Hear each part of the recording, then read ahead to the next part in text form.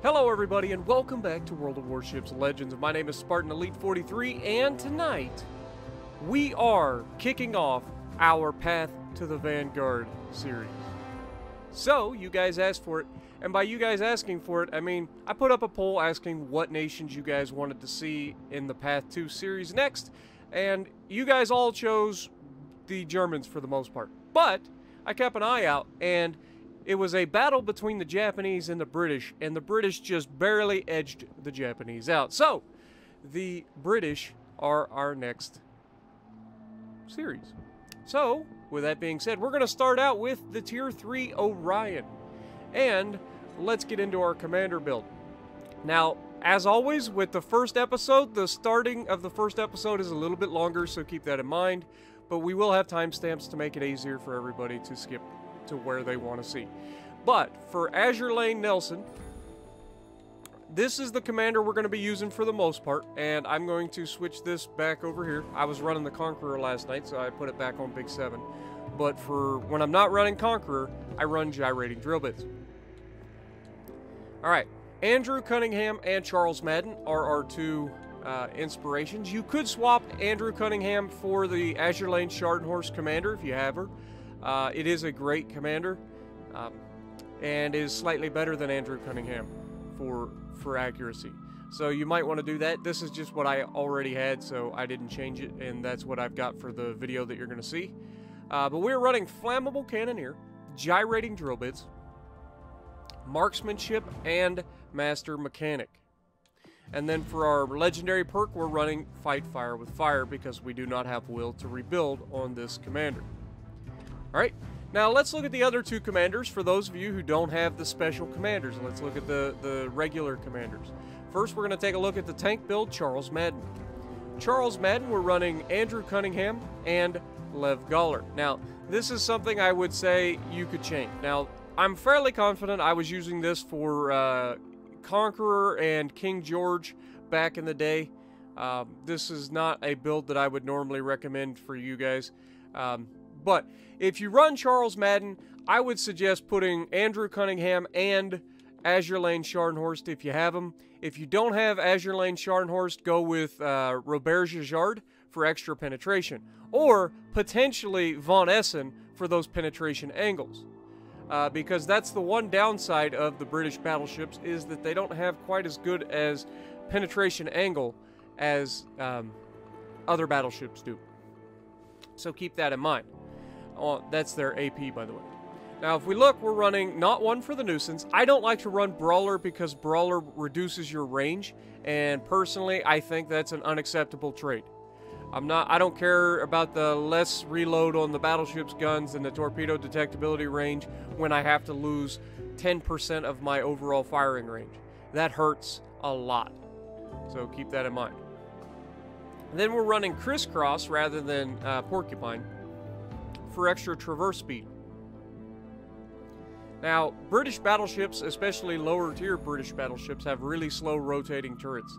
So that's why I say you might want to try to buff the turrets a little bit. Then we're running the Firefighter skill, which gives us a damage con party duration debuff. So like your immunity to fires, floods, and module damage is reduced by 40% after triggering a damage con. But it does give you a slight damage con party reload time once it's on cooldown. And it reduces your risk of catching fire by 15%, which is pretty huge. But then, of course, we're running Master Mechanic for those extra heals. British ships generally get a better heal, and getting extra of those is always a good thing. But the big difference between our Nelson commander and this, other than accuracy perks, is the fact that we can run Will to Rebuild on both of the regular commanders. Both Charles Madden and Cunningham get access to Will to Rebuild, which is a really, really overpowered skill if you can run it. Especially if you're in a division where you're going to have somebody able to help you if you get to that point. Okay? Now let's look at Andrew Cunningham, who is my other battleship commander, and you can see we are running Jajard here and Azure Lane Schardenhorst. Again, you could swap Jajard for the Von Essen. fairly confident it's Von Essen. It gives you improved ricochet angles. Okay, but we are running flammable cannoneer, gyrating drill bits, marksmanship, and this is one thing I would actually change. Instead of using emergency specialist, I would swap over to reaching out XXL. And the reason for this is because this reduces your damage con party duration by 70%. Now that's the part that we were just talking about, where you have a period of immunity to fires, floods, and module damage right after triggering your damage con. Now it's usually like 20 to 30 seconds, and if you're cutting that by 70%, I mean, you're getting less than 10 seconds of immunity, which is really, really bad when you get caught by fire starters, especially, because you almost always get set on fire immediately after your damage con immunity runs out. And this perk doesn't give you extra fire prevention like the tank build commander does. So keep that in mind. So yes, you get a 23% reduction in your damage control reload time, but that 70% damage control party duration debuff is just not acceptable, I don't think. So I've been moving away from this in all of my other builds, and so I would highly recommend you go with this reaching out XXL. And of course, we are running will to rebuild because it's broken. So, all right. Now, we're going to be using Azure Lane Nelson as our commander throughout this entire line, and we'll go over the Orion's things. Now, in this video, I actually didn't have equipment on this thing. I didn't realize that I didn't have equipment on this thing, and I was wondering why it seemed like it was a little inaccurate at times. But that's not going to hurt our game at all. We're going to have a fantastic game to showcase you guys. But we do run Aiming System Mod 1. You could go with Main Battery Mod 2, but personally I don't like adding reload time, even though it does increase your turret traverse. Personally, once you've done a few things to increase your turret traverse on your commander, I don't think it's as bad. And we'll show that in the stats. But we are fully upgraded. And in the loadout, you can see we've got our 5 heals, thanks to that extra 2 heals that we get on the Nelson Commander, as well as Charles Madden. We are running the enhanced secondary targeting because there's nothing else to run. Running the community contributor flag, and for some reason I was only running the Type 1 camo, which makes not a whole lot of sense for a battleship because all that does is reduce your detectability range.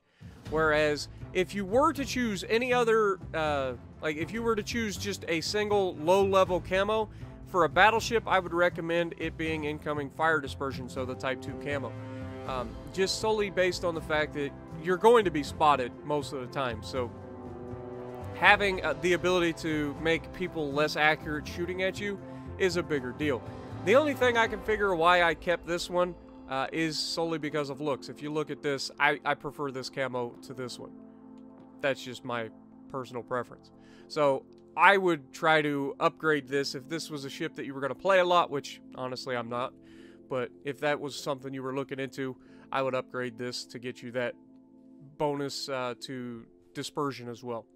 Anyway, let's go to the stats. Survivability, 42,700 hit points with a 13% torpedo damage reduction. And we're getting interrupted by our bureau. Nice. We have 10 343mm 45 caliber Mark V guns that reach out to 15 kilometers, reload in 29.1 seconds, and have a 180-degree turn time of 43.7 seconds. Now, what does all that mean? Well, you've got really big guns for your tier, which is great. That means you overmatch, and that is something that you're going to be able to do in all of the British battleships until you get past the Queen Elizabeth. Queen Elizabeth is the top of the line for this particular line, in my opinion. Vanguard is also much better than it used to be, but it's still weaker than other Tier 7 battleships, in my opinion. I don't run it as often.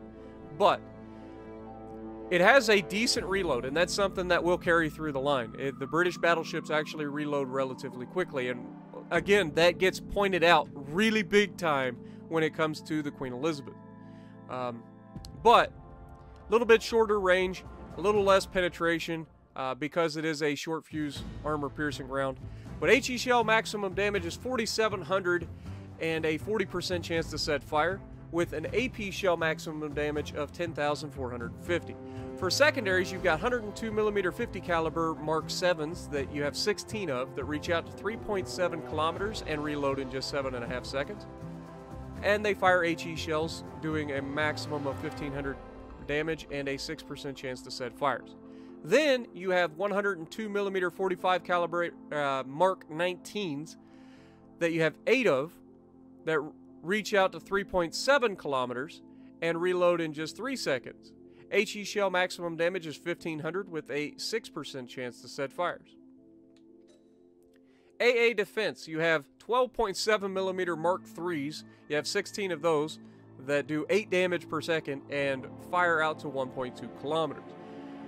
Then you have the 40mm 39 caliber Mark 2s that you have 4 of that do 23 damage per second and reach out to 2.5 kilometers. And then of course you have the 102mm 45 caliber Mark 19 dual purpose secondaries that do 38 damage per second and reach out to 5 kilometers. And of course you have 8 of those. Now, a lot of people ask me what dual purpose armament is. And basically all it is that your guns can fire at ships and planes. It's dual purpose, right? Now, some ships like light cruisers especially have dual purpose main batteries. And most battleships do not, even though Yami technically should have dual purpose batteries because the Japanese did employ a 18-inch flak shell that the Yami carried, but it was pretty much useless in the grand scheme of things. It was not helpful, apparently. So that's why I don't think they counted in the game. But that's all dual purpose means. And it's completely automatic. You don't have to do anything. And fun fact, your secondaries that are dual purpose can fire at other ships and at the planes at the exact same time. So you gotta love it, right? And that goes for your main batteries too. You can still be firing your main batteries at thing, and they're still accounting or adding to your AA shooting down planes. Maximum speed of 19.8 knots with this build. Again, that's reduced to the gyrating drill bits perk. Turning circle's pretty good at 610 meters, and the rudder shift time's pretty good at 13.2 seconds for a battleship. Concealment, 12 kilometers by sea, you got 10 by air, 2 is always guaranteed, and 10.6 kilometers while firing in smoke. Armor, now this is the thing that you got to watch for. Just like the American battleships, you have a weak bow. Unlike the Germans, your extended belt does not go all the way to the bow. It does go quite a ways up the bow, but not all the way, as you can see. And this is up to 152 millimeters thick right here. So it doesn't take much angling to ricochet some shells off of your belt armor. If you can, once again, you don't want people shooting your bow. You want to open up a little bit, let them shoot at your belt armor. Because if they shoot at your belt armor, you're golden. Okay? The deck armor, I don't really look at too much. But let's look at the Citadel. Now the Citadel goes from the front gun all the way to the rear gun. It's got an interesting shape and is submerged. So, or right at the waterline and below. What that does is, up close and personal, it's very difficult to Citadel a British battleship. However, at range, you do have a pretty large Citadel. This is a pretty long ship, so you are likely to be Citadeled at range with plunging fire coming through the deck especially. So keep that in mind. But, with that being said, let's look at what we got. Superior HE penetration. Now, this is a thing that the British get, and there may be another nation, maybe it's the Japanese or Germans, I can't remember. But I know for sure that the British get it. And what this means is the general equation, I think, for HE penetration, and again, I'm pulling this out of my head. I'm trying to remember things off the top of my head. I don't have anything open right in front of me, so keep that in mind. I could be wrong. But I think the way that HE penetration works in the game is you take the size of the gun, so in this case 343 millimeters, and you divide that by 6 for most ships, okay, most countries. You divide that by 6, and that's the amount of penetration that your HE shells can do, okay.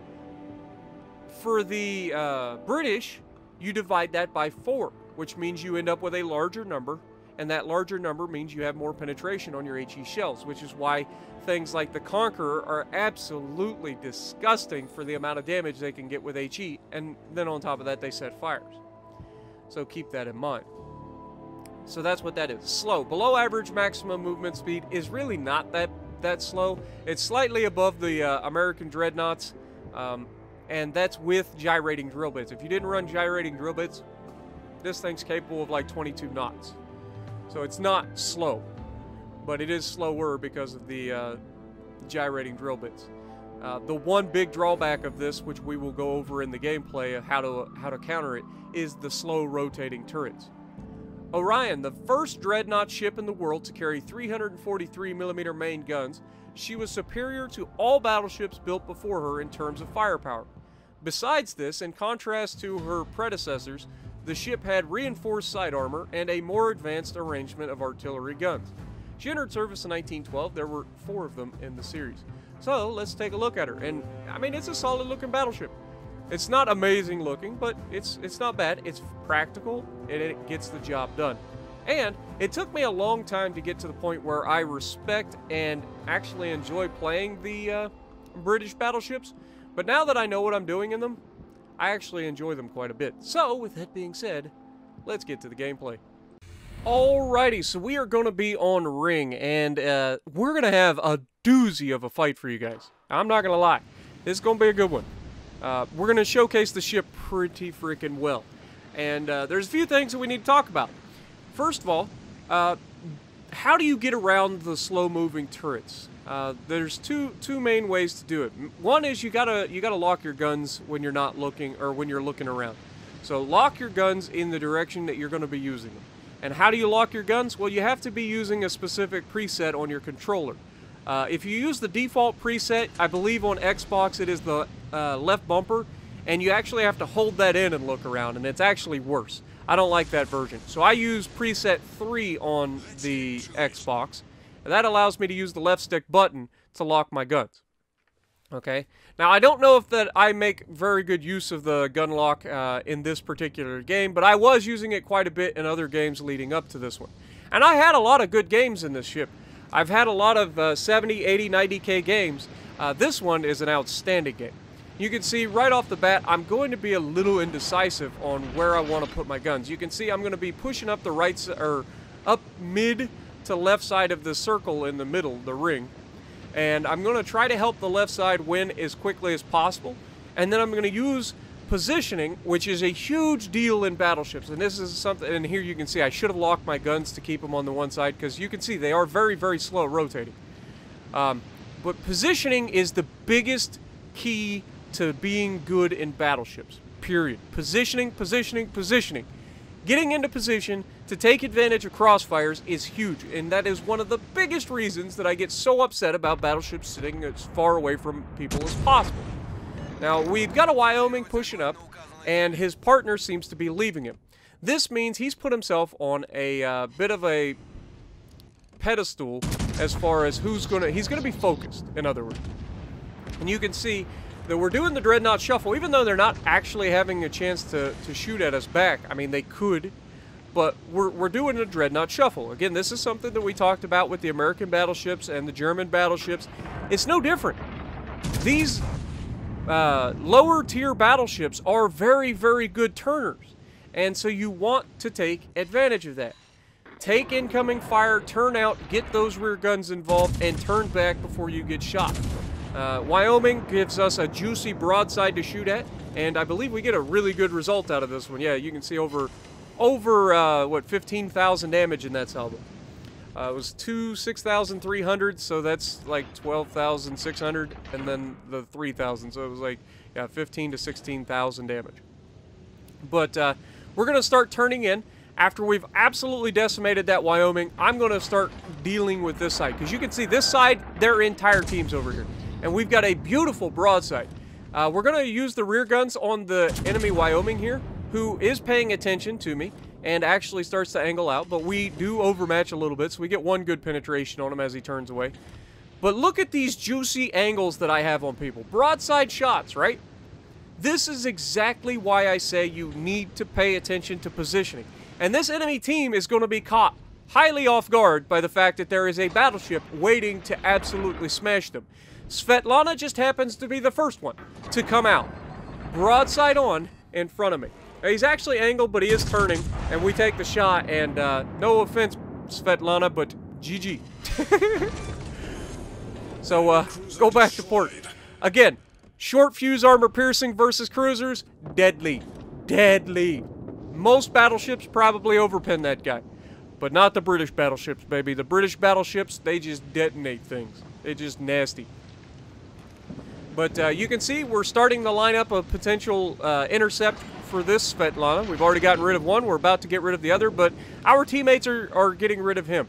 So we're actually going to focus the Wyoming, assuming that the Svetlana goes down. He does. Clemson manages to finish him off, of all things. And we take a shot at the enemy Wyoming here. Again, we know we overmatch. We aim high, trying to get some of that superstructure HP, but also trying to get some penetration through the upper deck armor. We're not long range, so we're not going to get like straight down penetrations into the deck, but we can still hit some of that deck armor, deck extended, whatever you want to call it. And we managed to get a pretty solid result out of it. He's actually getting countered by, well, he's battle tanking our teammate that's directly ahead of him. The Ganget finishes him off, and the Ishizuki here is giving us a juicy broadside. So we go ahead and take a shot at the Ishizuki, and again, not likely to Citadel, but very, very consistent on the amount of damage that you get. You get a lot of full penetrations, even if you're not getting Citadels. So that's why you end up seeing a lot of British battleships hitting for 10, 15k salvos, even without Citadels. And so I don't mind playing the British battleships with armor piercing. And that's why I don't understand why so many people love to shoot so much HE out of the lower tier battleships. Especially lower tier battleships. They are so good with armor piercing. So good. Like, this Ishii has had no chance. We have absolutely ripped him apart. He's down below half his health. And the only thing that's going to save him here for now is the fact that he's going to get behind this island before we can reload, I think. Maybe I'm wrong. Maybe we get one more good shot into him. But this video actually came very close to being a new damage record for this ship. I don't usually pay attention to damage records, but when you have a very good shot, and again, another 10k salvo right there. Like, you can't make this stuff up. Now, I don't normally pay attention to damage records. I don't really care. I've had a couple, like, short-term damage records, but I've never really cared. I did submit them, but generally by the time that they actually review them, there's somebody that's beat your score. So, but again, as a CC, I get early access to some of these ships, so I don't pay attention to damage records, because if you're the first one to play it, guess what? You've got a damage record. Not that big a deal. But we reach out and we smash the Kaiser. Opening salvo of 16,000 damage. Just smashed him. We've already got a high caliber. We've already got a dev strike. We're at 95,000 damage. You can see we are going to take a torpedo here. It does knock out our propulsion, which is not preferable. But we are going to go ahead and wait. And as soon as we realize that we can dodge, you can see we are set on fire here. We're going to try to take out this Ishizuki, and we do. Giving us our second kill. This Kaiser, I would love to get another chance to shoot this Kaiser, but unfortunately for us, this Kaiser is going to sit there and hide behind the island from us. And this is ultimately going to be what costs us from getting the damage record, because if it wasn't for this move, we get this damage record 100%. We do have the Isakaze out here. We do have a shot. We're going to go ahead and try to lob the island. I do believe we can lob the island, and we get one penetration. Not bad, 950 damage, but would have liked to get a little bit more out of it. Now, our Clemson is going in and YOLOing this Kaiser, which is unfortunate because he's going to be able to absolutely wreck this Kaiser. And he's also going to be able to shoot the Isakaze. Now, I'm not going to lie. The fact that this Clemson does this is what actually ends up taking away our chance for the damage record, because otherwise, we would have had it if it wasn't for this Clemson. But I'm not going to take it away. Clemson did a good job. I know that a Clemson can easily win a gunfight with an Isakaze. That's not even a competition. That Clemson will murder that Isakaze. So instead, we're going to turn back in and start to fire at the Langley. And you can see The guns may rotate slowly, but you can use the turning of the ship, which turns pretty well, to get the guns on target quickly or quicker than you would otherwise. Now, we get a good shot at the Langley here, and we absolutely smash him, getting a Citadel and our Confederate right there. Now, fortunately, the Wyoming is in range. We're up to 114,000 damage. Are we going to be able to get a chance to shoot the Wyoming? It's unlikely, because he has low health. He's being shot by our teammates, and I don't think we're going to actually get a chance to. Clemson did, in fact, kill the Isokazi, but to the Isokazi's credit, he managed to finish off the Clemson. So we get another shot with the front guns here on the Langley, and you can see I'm like, really? Really, game? You make me get that dispersion? And again, this was without the aiming systems mod on our ship. But at the end of the day, we get the rear 3 guns on target. He doesn't have that much health, and we manage to Citadel him again and take him down. So we had a very, very good match in this ship, especially considering we didn't have equipment on it. But 124,000 damage, Confederate Dev Strike High Cal, top of the leaderboard, 1,947 XP with 3 kills. So if you like what I'm doing, punch the like button, leave a comment below, subscribe to the channel if you haven't already, and as always, I will see you in the next video.